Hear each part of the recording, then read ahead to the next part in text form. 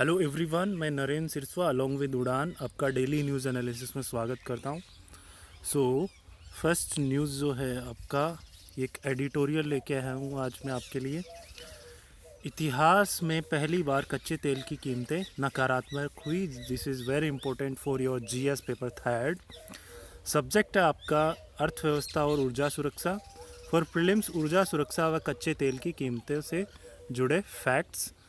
And for mains इतिहास में पहली बार कच्चे तेल की कीमतें नकारात्मक यानी शून्य से भी कम हो गई है। इसके कारणों और प्रभावों पर विश्लेषण कीजिए। आइए देखते हैं चर्चा में क्यों है ये। कच्चे तेल के कारोबार में एक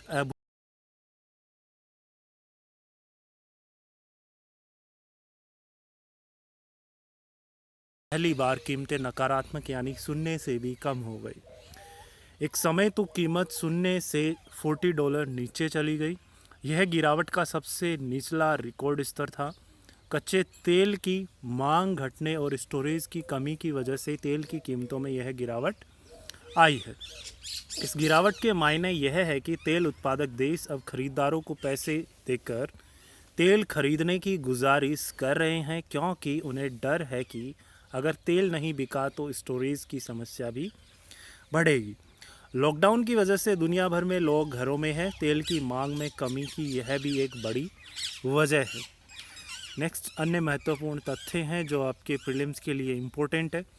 स्टोरेज की समस्या को देखते हुए कई तेल फर्म टैंकर किराए पर ले रही है ताकि बढ़ा हुआ स्टॉक रखा जा सके, लेकिन इसका असर अमेरिका की तेल कीमतों पर हुआ और वह नेगेटिव हो गई यानी ज़ीरो से नीचे चली गई।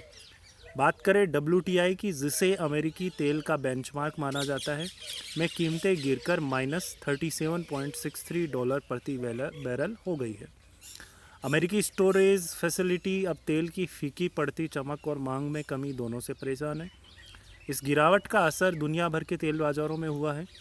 अंतर्राष्ट्रीय बेंचमार्क ब्रेंट में भी कच्चे तेल के दाम में 8.9% की गिरावट की गई है।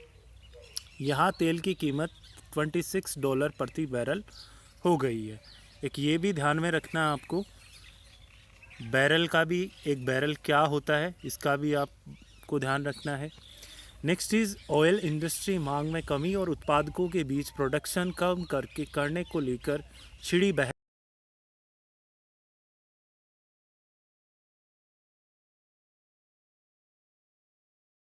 सहयोगी तेल उत्पादन में 10% तक की कमी लाने को राजी हुए थे।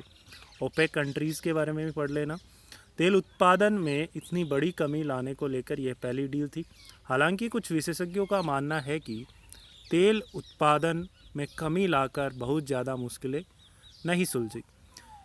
एक्सिक कॉर्प के चीफ ग्लोबल मार्केट स्ट्रेटेजिस्ट ने कहा कि बाज़ार को यह समझने में देर नहीं लगी कि ओपेक प्लस तेल कीमतों के संतुलन नहीं बना पाएगा। खास मौजूदा हालात में तो बिल्कुल नहीं। अब इसके बाद है तेल बाज़ार में संकट लंबा चल सकता है। दुनिया के पास फ़िलहाल इस्तेमाल की ज़रूरत से ज़्यादा कच्चा तेल है और आर्थिक गिरावट की वजह से दुनिया भर में तेल की मांग में कमी आई है। तेल के सबसे बड़े निर्यातक ओपेक और इसके सहयोगी जैसे रूस पहले ही तेल के उत्पादन में रिकॉर्ड कमी लाने पर राजी हो चुके थे। अमेरिका और बाकी देशों में भी तेल उत्पादन में कमी लाने का फैसला लिया गया था, लेकिन तेल उत्पादन में कमी लाने के बावजूद दुनिया के पास इस्तेमाल की ज़रूरत से अधिक कच्चा तेल उपलब्ध है। विशेषज्ञों का मानना है कि सवाल सिर्फ इस्तेमाल का नहीं, सवाल यह है कि क्या लॉकडाउन खुलने और हालात सामान्य होने के इंतज़ार में तेल उत्पादन जारी रखकर इसे स्टोर करते रहना सही है। समंदर और धरती पर भी स्टोरेज तेज़ी से भर रहे हैं। स्टोरेज की कमी भी एक समस्या बन रही है। साथ ही कोरोना महामारी से बाहर आने के बाद भी दुनिया में तेल की मांग धीरे धीरे बढ़ेगी और हालात सामान्य होने में लंबा वक्त लगेगा, क्योंकि यह सब कुछ स्वास्थ्य संकट के निपटने पर निर्भर करता है। नेक्स्ट इज़ कच्चे तेल की कीमतों में यह ऐतिहासिक गिरावट क्यों हुई, या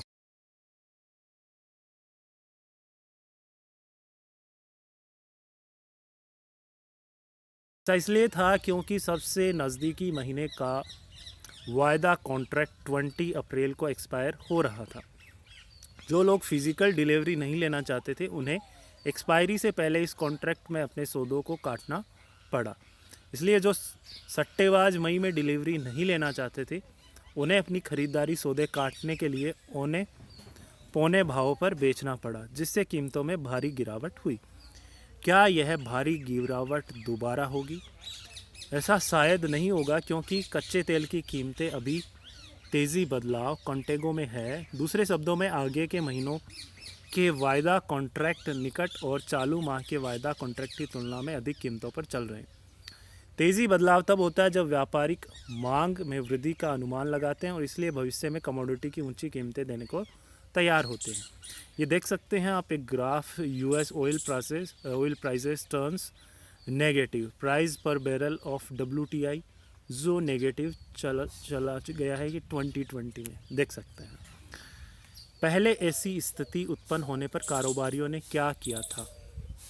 1990 में कुवैत पर इराकी आक्रमण के दौरान एक व्यापारी ने आक्रमण से पहले सस्ते दामों पर बड़े पैमाने पर खरीदारी कर ली थी और आक्रमण के बाद जब कीमतें बढ़ी तब उसने बिकवाली की थी।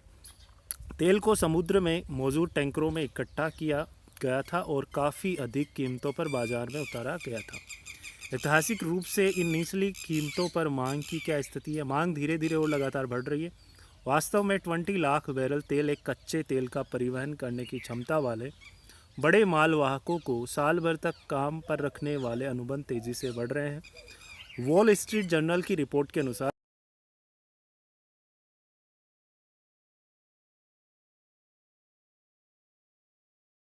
बढ़कर $72,500 प्रतिदिन हो गया है। यह कम कीमतों का लाभ उठाने के लिए इस तरह के फ्लोटिंग स्टोरेज की बढ़ती मांग को दर्शाता है। कहाँ भंडारण कर रहे हैं? इन टैंकरों को दक्षिणी अफ्रीकी तट से कुछ दूर रखा गया है, जो अमेरिकी और एशियाई बाजारों दोनों में से समान दूरी पर है। कुछ अनुमानों के अनुसार इस समय 14 करोड़ बैरल से अधिक तेल समुद्रों में मौजूद टैंकरों में रखा गया है। विश्व में अधिकतम मांग के दिनों में लगभग 9 करोड़ बैरल तेल की दैनिक खपत होती है। क्या कच्चे तेल की कीमतें तेज़ी में बदलाव में रहेंगी?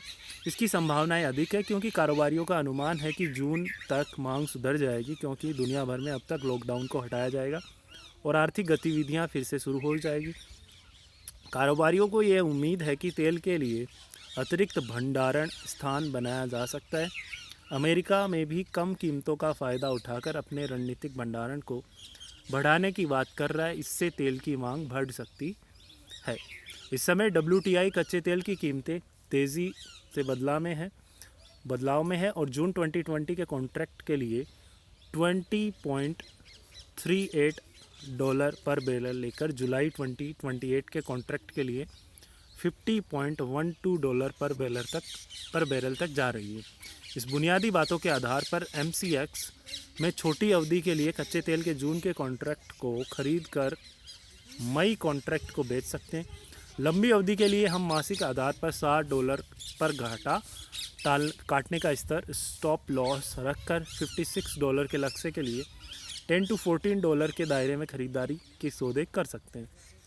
नेक्स्ट इज बुक ऑर्डर की डिलीवरी नहीं ले पा रहे व्यापारी। IOC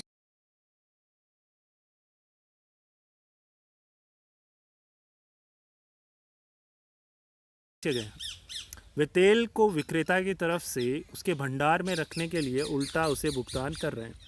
चेयरमैन ने कहा कि यदि आप जून के वायदों को देख ले तो यह सकारात्मक रूप में करीब $20 पर बैरल पर कारोबार हो रहा है। उन्होंने कहा कि कच्चे तेल के निचले दाम लघु अवधि के लिए तो अच्छे हैं, पर दीर्घावधि में यह तेल आधारित अर्थव्यवस्था को प्रभावित करेंगे, क्योंकि उत्पादकों के पास खोज उत्पादक के लिए निवेश करने को अधिशेष नहीं होगा। इससे अंततः उत्पादन घटेगा। हालांकि उन्होंने ईंधन के खुदरा दामों पर कोई टिप्पणी नहीं की है, जो 16 मार्च से स्थिर है। दिल्ली में पेट्रोल 69.59 और डीजल 62.29 पर लीटर। अंतर्राष्ट्रीय स्तर पर कच्चे तेल की कीमतों में गिरावट के बावजूद पेट्रोलियम कंपनियों ने ईंधन दामों में कटौती नहीं की। पहले उन्होंने इसे ₹3 प्रति लीटर की उत्पादन शुल्क बढ़ोतरी, 1 अप्रैल से बेचे जा रहे स्वच्छ भारत चरण 6 ईंधन लागत में करीब ₹1 प्रति लीटर की बढ़ोतरी के साथ समायोजित किया। दिल्ली में पेट्रोल 69.59 रुपीज़ और डीजल 62.29 रुपये प्रति लीटर बिक रहा है। इस बीच इंडियन ऑयल कॉरपोरेशन ने कहा कि अमेरिका में वेस्ट टेक्सास इंटरमीडिएट WTI तेल भारी गिरावट के साथ शून्य से नीचे $37.63 प्रति बैरल पर बोला गया। इसकी वजह अंतिम तारीख से एक दिन पहले 20 मई के आपूर्ति अनुबंध की घबराहटपूर्ण बिकवाली है। यदि वे ऐसा नहीं करते हैं तो कोविड-19 की वजह से मांग में भारी गिरावट के बीच उन्हें डिलीवरी लेनी होती। भंडारण की परेशानी है। ये WTI price and trading volume on 2021 अप्रैल का देख सकते हैं आप, जो कितना गिरा है। इसके अलावा बयान में कहा कि 20 जून को WTI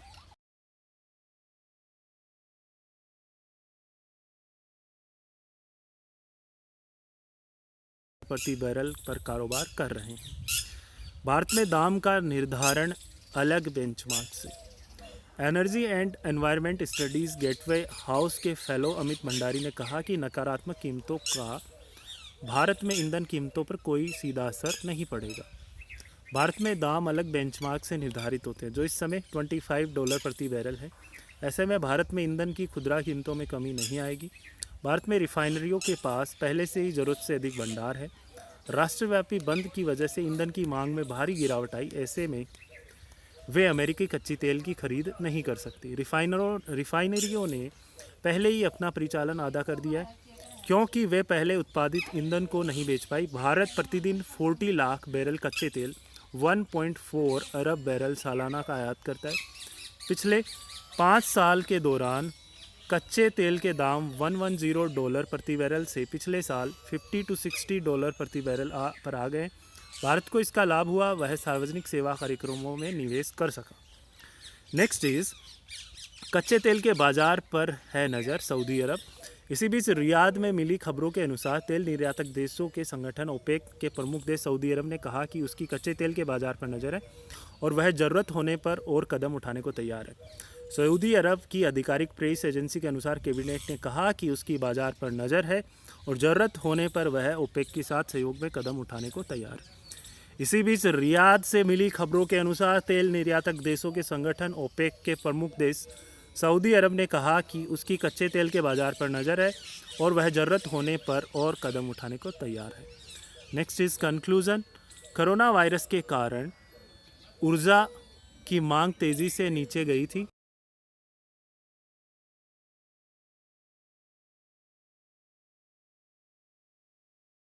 टैंक अपनी क्षमता के करीब पहुंच गए थे, जिससे कंपनियों के लिए बचे हुए कच्चे माल को संभालना मुश्किल हो गया था। हालांकि अमेरिका में तेल की कीमतें काफ़ी गिर गई, लेकिन यह बहुत कम संभावना है कि भारतीय कच्चे तेल की कीमत गिरने से लाभान्वित होंगे। विशेष रूप से अंतर्राष्ट्रीय बाजार में तेल व्यापार बैरल में किया जाता है और लीटर में नहीं। एक बैरल लगभग 158.987 लीटर के बराबर होता है। ये प्रीलिम्स में पूछा जा सकता है आपसे। वर्तमान में दुनिया में 6.8 बिलियन बैरल स्टोर की क्षमता है, लेकिन दुनिया भर में लगभग 60% तेल भंडारण टैंक पहले से ही पूरी तरह भरे हुए। यह उम्मीद की जा रही है कि अमेरिका में कच्चे तेल का भंडारण करने के लिए इस्तेमाल किए जाने वाले तेल टैंक अगले 1-2 दिनों में ही भरे जाएंगे और अन्य देश जैसे दक्षिण अफ्रीका, अंगोला, ब्राज़ील, नाइजीरिया और कैरेबियन देशों को भी कच्चे तेल का भंडारण करना मुश्किल होगा। ओके स्टूडेंट, और फॉर द डे, होप आपको ये अच्छा लगा होगा। और हमारा ऐप है प्ले स्टोर पे, उड़ान अकेडमी के नाम से, वो इंस्टॉल कीजिए। वहाँ पे आप फ्री स्टडी मटेरियल एक्सेस कीजिए और टेस्ट सीरीज़ लगाइए। Okay students, bye bye, have a nice day.